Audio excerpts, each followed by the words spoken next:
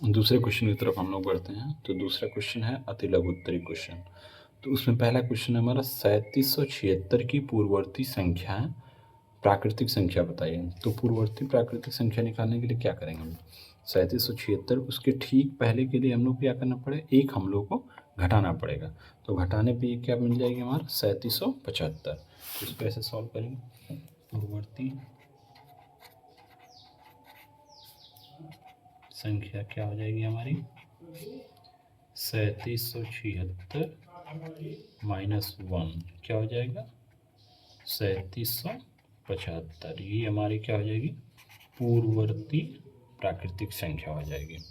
इसी क्रम में दूसरा क्वेश्चन हमारा भिन्न 3/20 को प्रतिशत में बदलो। तो खा वाला क्या क्वेश्चन क्या है, भिन्न 3/20 इसको प्रतिशत में बदलने के लिए 100 से मल्टीप्लाई करेंगे तो हम लोग क्या होगा, इसको कट होगा तो 20 × 100 5 से 15। तो 3/20 को प्रतिशत में बदलो तो क्या हो जाएगा 15%।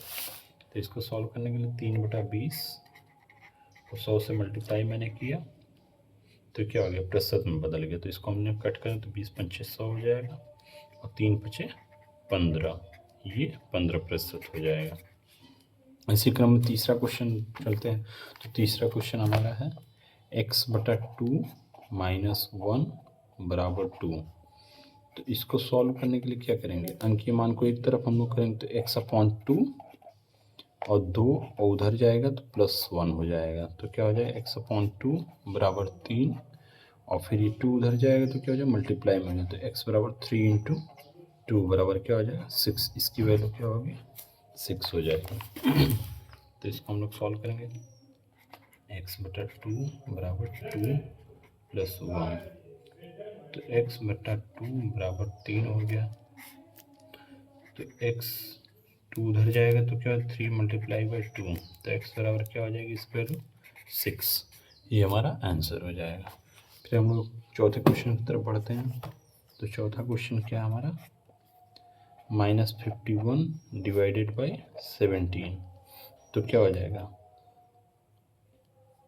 51 को 17 से डिवाइड करेंगे दोनों 3 बार में जाएगा तो 17 × 3 = 51 और -3 बाहर हो जाएगा। तो ये हमारा क्या हो जाएगा आंसर हो जाएगा। तो हम लोग क्या करेंगे -51 / 17 तो क्या हो जाएगी 3 बार में कटेगा तो माइनस लिखा है तो माइनस लिखा रहे तो 17 × 3 = 51, यही हमारा आंसर हो जाएगा -3।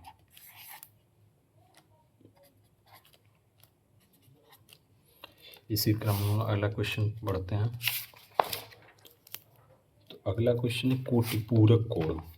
तो कोटिपूरक कोण के बारे में आप लोग थोड़ा बहुत जानते होंगे। तो कोटिपूरक कोण क्या होते हैं, ऐसे कोण जिन दो कोणों का समेशन करने पे 90 अंश हो जाता है।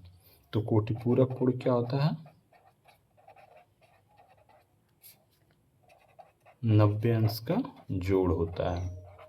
दो कोणों का योगफल 90 अंश होता है तो वैसे कोण को हम लोग कोटिपूरक कोण कहते हैं। अगर मान लो एक कोण 20 डिग्री दिया तो दूसरा कोण क्या होगा, तो दूसरा कोण मान लेता हूँ x, तो 90 क्या हो जाएगा x बराबर क्या हो जाएगा 90 में से उधर 20 जाएगा तो 20 इधर आएगा तो x बराबर 70 अंश। तो 20 का कोटिपूरक क्या कहलाएगा 70 डिग्री। तो यहाँ पे एक कोण में मान लेता हूँ 20 है और प्लस दूसरा x है तो क्या हो जाएगा 90। तो x बराबर क्या हो जाएगा 90 - 20 = 70 डिग्री। तो 20 का कोटिपूरक कोण क्या है 20 डिग्री का कोटिपूरक कोण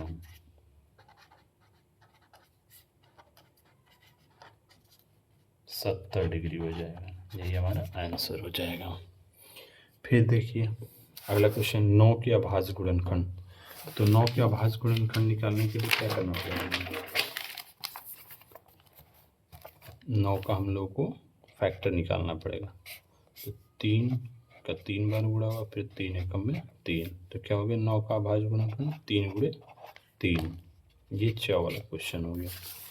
तो इसको हम लोग क्या करना पड़ेगा 9 के अभाज्य गुणनखंड 3 × 3। तो 9 के अभाज्य गुणनखंड क्या हो गया 3 × 3, 3 और 3 है। अब 6 वाला क्वेश्चन है एक में से -3x + 2y - 3z को घटाना है। तो एक मैंने लिख लिया और घटाने का चिन्ह क्या होता है माइनस, इसको मैंने ब्रैकेट में रख लिया -3x + 2y -3z। ये मैंने क्यों ब्रैकेट में रख लिया, क्योंकि ये जब माइनस अंदर जाएगा तो इसका चिन्ह क्या हो जाएगा, बदल जाएगा। तो 1 और माइनस माइनस +3x और माइनस और प्लस माइनस हो जाएगा तो -2y और माइनस माइनस प्लस हो जाएगा तो ये क्या हो जाएगा 3z। यही हमारा क्या हो जाएगा, आंसर हो जाएगा। अब अगला क्वेश्चन देखिए, 8 और 16 का मासा निकालना है। तो इसका पहले हम लोग क्या करना पड़ेगा, गुणनखंड करना पड़ेगा। 8 का गुणनखंड क्या होगा और 16 का गुणनखंड क्या होगा। तो 2 बार कटेगा, 2 चौके 8, फिर 2 बार कटेगा तो 2 दूना के 4, फिर 2 कटेगा, 2 एकम 2। 16 का क्या होगा, 2 अट्ठे 16, फिर 2 चौके 8, फिर 2 दूना के 4, फिर 2 एकम में 2। तो क्या हो जाएगा, इसका 8 का गुणनखंड क्या हो गया, 2 गुणे 2 गुणे 2। 16 का क्या हो जाएगा, 2 गुणे 2 गुणे 2 गुणे 2। यही हम लोग लिख लेंगे। 8 का गुणनखंड क्या हो जाएगा, 2 गुणे 2 गुणे 2 और 16 का गुणनखंड क्या होगा, 2 गुणे 2 गुणे 2 गुणे 2। अब मासा निकालने के लिए महत्तम समापवर्तक, महत्तम समापवर्तक क्या होता है, हाईएस्ट कॉमन फैक्टर होता है, दोनों में सबसे बड़ा कॉमन फैक्टर। तो मासा निकालने के लिए क्या हम लोग करेंगे, इसमें कॉमन देखेंगे। तो कॉमन देखने के लिए इसमें देखिए, ये कॉमन आ जा रहा, ये कॉमन हो जाएगा, ये कॉमन, 1 2 बच जाएगा। तो मासा क्या हो जाएगा, 2 गुणे 2 गुणे 2। तो इसकी वैल्यू क्या हो जाएगी, 2 दूना के 4 दूना के 8। तो इसका मासा क्या हो जाएगा, 8 हो जाएगा। 8 और 16 का मासा क्या हो गया, 8 हो गया। यही हमारा क्या हो जाएगा, आंसर हो जाएगा। फिर नेक्स्ट क्वेश्चन पे बढ़ते हैं, वृत्त की त्रिज्या और व्यास में क्या संबंध है। तो वृत्त की त्रिज्या और व्यास में क्या संबंध है, यहाँ पे हम लोग देखेंगे।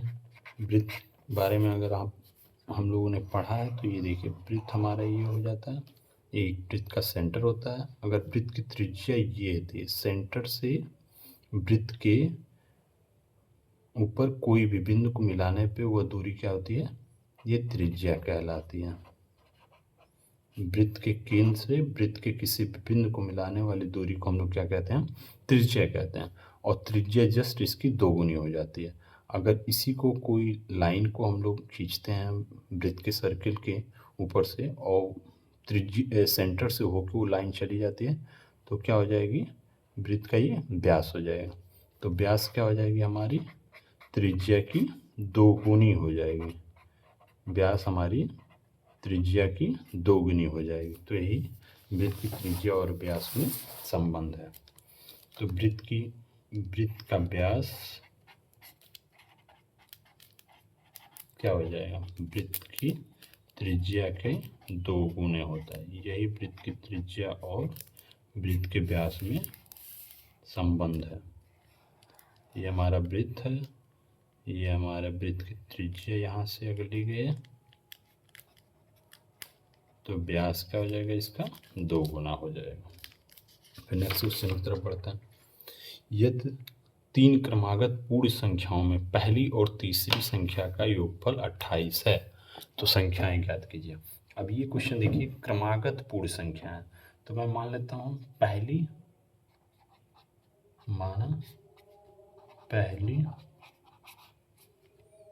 संख्या बराबर x मान लिया और तीसरी पूछा है, पहली और तीसरी। तो तीसरी क्रम से क्या हो जाएगी, तीसरी संख्या क्या हो जाएगी, हमारी तीसरी संख्या हो जाएगी, एक x हो गई तो दूसरी क्या हो जाएगी, x + 1 हो जाएगी और फिर तीसरी क्या हो जाएगी, x + 2 हो जाएगी। 3 संख्या हो गई क्रम से, x + 1 x + 2। क्रमागत मतलब क्रम से बढ़ती हुई संख्या है। तो एक एक जोड़ेंगे तो हमारी क्रम से संख्या मिल जाएगी। तो प्रश्न के अनुसार, प्रश्नानुसार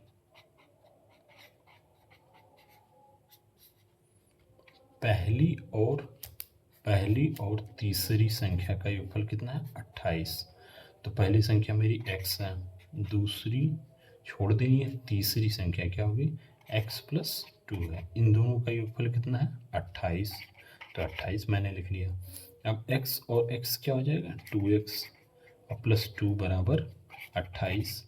अब अंकित संख्या है, जैसे 28 है फिर 2 है, तो इसको हम लोग उधर ले जाएंगे इस इक्वेशन को सॉल्व करने। तो 28 में से 2 हमारा जाएगा तो क्या हो जाएगा 26 हो जाएगा।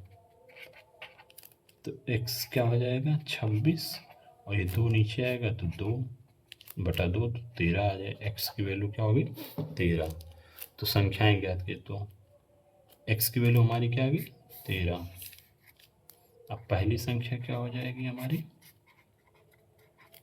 बराबर x है, तो x बराबर 13। और दूसरी संख्या क्या हो जाएगी हमारी, दूसरी संख्या मैंने ली है x+2, पहले ही मान रखा था, तो क्या हो जाएगी 13 + 2 बराबर क्या हो जाएगी 15। तो पहली संख्या 13 होगी, दूसरी संख्या 15 होगी। और दोनों का योगफल करने पे क्या हमारा आना चाहिए 28। तो 13 और 15 को मैं जब ऐड करता हूँ तो क्या हो जा रहा है ये 28 आ जा रहा है। तो हमारा आंसर सही है, यही हमारा वैल्यू हो गया। Thank you.